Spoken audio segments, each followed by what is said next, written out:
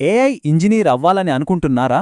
అయితే ఈరోజు మనం ఒక ఏఐ ప్రాజెక్ట్ పుట్టుక నుండి అంటే ఒక ఐడియా స్టేజ్ నుండి పూర్తి అప్లికేషన్గా మారే వరకు ఆ మొత్తం జర్నీని చూద్దాం.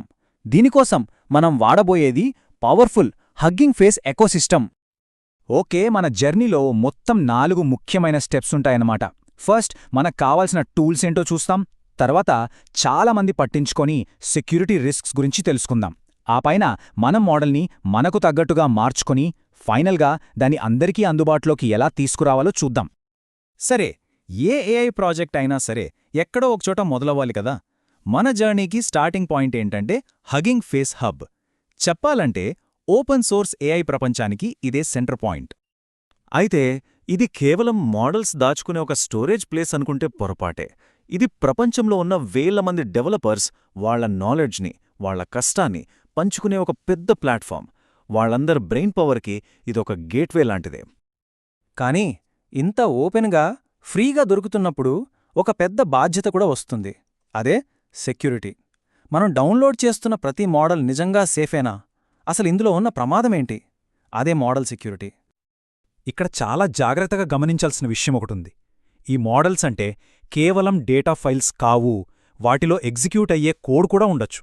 అంటే ఒక సేఫ్ కాని ఫైల్ని లోడ్ చేశామంటే మన సిస్టమ్ తాళం చెవుల్ని మనమే హ్యాకర్ చేతికిచ్చినట్టు. అవును, ఇదేదో చిన్న బగ్ అనుకోవద్దు. ఇది ఒక పొటెన్షియల్ బ్యాక్డోర్. జస్ట్ ఒక మోడల్ ఫైల్ని లోడ్ చేయటం ద్వారా మన మొత్తం సిస్టంలోకి దొంగ దారి వేసినట్టే. ఈ టేబుల్ చూస్తే ఒక విషయం క్లియర్గా అర్థమవుతుంది. అన్ని మోడల్ ఫార్మాట్స్ ఒకేలా ఉండవు. పికల్ లాంటి పాత ఫార్మాట్స్ చాలా డేంజరస్, ఎందుకంటే అవి కోడ్ని రన్ చేసేలా డిజైన్ చేశారు. అదే జేసాన్ లాంటి కొత్త ఫార్మాట్స్ కేవలం డేటాని మాత్రమే హ్యాండిల్ చేస్తాయి. అందుకే అవి చాలా వరకు సేఫ్. అయితే ఇక్కడ ఇంకో ట్విస్ట్ ఉంది. మనం సేఫ్ మోడ్ వాడుతున్నాం కదా అని రిలాక్స్ అవ్వడానికి లేదు. కొన్నిసార్లు ఫ్రేమ్వర్క్లోనే లూప్ హోల్స్ ఉండొచ్చు. రీసెర్చర్స్ సరిగా ఇలాంటి కొన్ని జీరో-డే వల్నరబిలిటీస్ని కనుగొన్నారు. అంటే మనం సేఫ్ అనుకున్నా హ్యాకర్స్కి ఇంకా దారులు తెరిచే ఉన్నాయన్నమాట. సో ఫైనల్గా మనం గుర్తుపెట్టుకోవాల్సింది ఏంటంటే, మోడల్స్ డౌన్లోడ్ చేసేటప్పుడు గుడ్డిగా నమ్మేయొద్దు.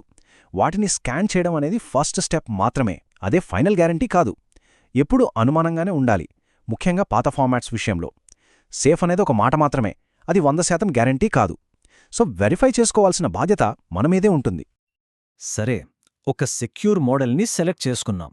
ఇప్పుడు అసలు మ్యాజిక్ స్టార్ట్ అవుతుంది. ఒక జనరల్ మోడల్ని మన సొంత అవసరాలకు తగ్గట్టుగా ఎలా మార్చుకోవాలి? పదండి, ఫైన్ ట్యూనింగ్ ప్రపంచంలోకి వెళ్దాం. ఈ ఇమేజ్ చూస్తే ఫైన్ ట్యూనింగ్ ఎలా మారిందో మనకర్థమవుతుంది. ఒకప్పుడు ఫైన్ ట్యూనింగ్ చేయాలంటే మోడల్లోని ప్రతి పారామీటర్ని మార్చాల్సొచ్చేది. అది చాలా ఖర్చుతో, చాలా టైంతో కూడుకున్న పని. కాని ఇప్పుడు లోరా, క్యూలోరా లాంటి టెక్నిక్స్తో కేవలం కొన్ని చిన్న చిన్న మార్పులు చేసి దాదాపు అంతే పర్ఫార్మెన్స్ని సాధించగలుగుతున్నాం. ఇలాంటి టెక్నిక్స్నే పారామీటర్ ఎఫిషియెంట్ ఫైన్ ట్యూనింగ్ లేదా పిఎఫ్టి అంటారు.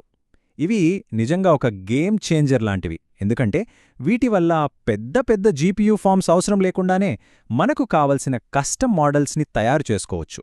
కంప్యూటేషనల్ కాస్ట్, స్టోరేజ్ కాస్ట్ రెండూ భారీగా తగ్గిపోతాయి. ఇక్కడ అసలు పాయింట్ ఏంటంటే trade of. Full fine tuning చేస్తే బెస్ట్ పర్ఫార్మెన్స్ వస్తుంది, కానీ దానికి అంతే ఖర్చు కూడా అవుతుంది. అదే లోరా లేదా క్యూలోరా వాడితే చాలా తక్కువ ఖర్చుతో, అంటే 100 రెట్లు తక్కువ మెమరీతో దాదాపు అంతే పర్ఫార్మెన్స్ని సాధించవచ్చు. ప్రతి టాస్క్కి మొత్తం మోడల్ని కాపీ చేయకుండా చిన్న చిన్న అడాప్టర్ ఫైల్స్ క్రియేట్ చేసుకుంటే సరిపోతుంది. ఇది చాలా ఎఫిషియెంట్ కదా. ఓకే, మన పవర్ఫుల్ కస్టమ్ మోడల్ రెడీ అయిపోయింది. ఇప్పుడు ఫైనల్ స్టెప్, ఇంకా చెప్పాలంటే చాలా ముఖ్యమైన స్టెప్. దీన్ని ఒక అప్లికేషన్లో ఎలా వాడాలి, దీన్ని ప్రపంచానికి ఎలా అందుబాటులోకి తీసుకురావాలి, అదే డిప్లాయ్మెంట్. సాధారణంగా ఒక మోడల్ని ప్రొడక్షన్లోకి తీసుకెళ్లడమంటే అదొక పెద్ద ప్రాసెస్. ఈ ఇమేజ్లో చూస్తున్నట్టు డేటా దగ్గర నుండి మొదలుపెట్టి ట్రైనింగ్, సర్వింగ్, మానిటరింగ్ చాలా ఉంటాయి. చూడ్డానికి కొంచెం కాంప్లెక్స్గా, భయంగా అనిపించొచ్చు. కానీ హగ్గింగ్ ఫేస్ లాంటి టూల్స్ ఈ ప్రాసెస్ని చాలా సింపుల్ చేసేశాయి. ఇక్కడే hugging face inference end parts మనకు హెల్ప్ చేస్తాయి. ఇవి ఒక మేనేజ్డ్ సర్వీస్ లాంటివి. అంటే ఇన్ఫ్రాస్ట్రక్చర్ గురించి మనం పెద్దగా టెన్షన్ పడక్కర్లేదు. మోడల్ వాడనప్పుడు జీరో కాస్ట్, ట్రాఫిక్ పెరిగితే ఆటోమేటిక్గా స్కేల్ అవ్వడం. అంతేకాదు, టాప్ లెవెల్ సెక్యూరిటీ, కంప్లయన్స్ ఇలాంటి కష్టమైన పనులని అవే చూసుకుంటాయి. ఇంకా సెక్యూరిటీ విషయంలో మనకు పూర్తి కంట్రోల్ ఉంటుంది. మన అప్లికేషన్కి ఎలాంటి సెక్యూరిటీ కావాలో మనమే డిసైడ్ చేసుకోవచ్చు. ఇంటర్నెట్లో అందరికీ కనిపించే పబ్లిక్ ఎండ్ పాయింట్ కావాలా, లేక టోకెన్తో మాత్రమే యాక్సెస్ చేసే ప్రొటెక్టెడ్ ఎండ్ పాయింట్ కావాలా, లేదా ఇంటర్నెట్తో సంబంధమే లేకుండా మన క్లౌడ్లోనే పనిచేసే కంప్లీట్ ప్రైవేట్ ఎండ్ పాయింట్ కావాలా, మనకు కావలసిన లెవెల్ మనం సెలెక్ట్ చేసుకోవచ్చు. చూశారుగా, మనం మొత్తం జర్నీని కంప్లీట్ చేశాం. ఒక ఓపెన్ సోర్స్ హబ్ నుండి ఒక మోడల్ని తీసుకోవడం, దాన్ని సెక్యూర్ చేయడం, మనకు తగ్గట్టుగా ఫైన్ ట్యూన్ చేయడం, చివరికి ప్రొడక్షన్లో డిప్లాయ్ చేయడం వరకు మొత్తం టూల్కిట్ ఇప్పుడు మన చేతుల్లో ఉంది. ఇదే మోడర్న్ ఏఐ ఇంజనీరింగ్ పవర్. ఈ ఎకోసిస్టమ్ అంతా మనలాంటి బిల్డర్స్ని ఎంకరేజ్ చేయడానికే ఉంది. సో ఇప్పుడు మనం ఆలోచించాల్సిన ప్రశ్న ఒకటే: ఈ టూల్ కిట్ని ఉపయోగించి మనం మొదట ఏం బిల్డ్ చేయబోతున్నాం?